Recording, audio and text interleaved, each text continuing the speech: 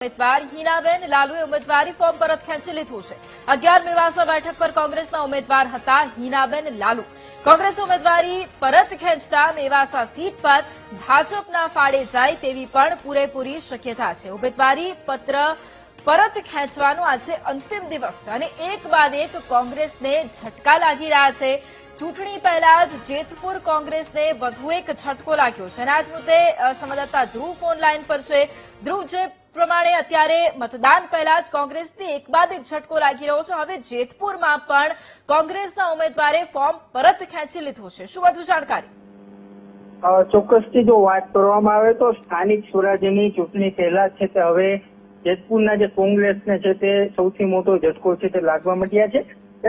તાલુકાના મેવાસાના કોંગ્રેસના ઉમેદવાર હીરાબેન જે પ્રવીણભાઈ લાલુ એ છે તે ઉમેદવાર પરત છે તે ખેંચી લીધું છે અને 11 મેવાસા સીટ ઉપરથી છે તે કોંગ્રેસના ઉમેદવાર છે તે લડવાના હતા, પરંતુ હવે કોંગ્રેસના ઉમેદવારી પરત ખેંચતા મેવાસા સીટ હવે ભાજપ તરફ જઈ તેવી શક્યતા છે। જે મતદાન પહેલા છે તે હવે કોંગ્રેસને છે તે એક બાદ એક ઝટકાઓ છે તે લાગવા માંડ્યા છે ને હવે આ જે મેવાસાની જે સીટ છે તે ભાજપ તરફ જાય તેવી શક્યતા છે તે જોવા છે તે મળી રહી છે। જી બિલકુલ, આભાર ધ્રુવ તમામ જાણકારી માટે।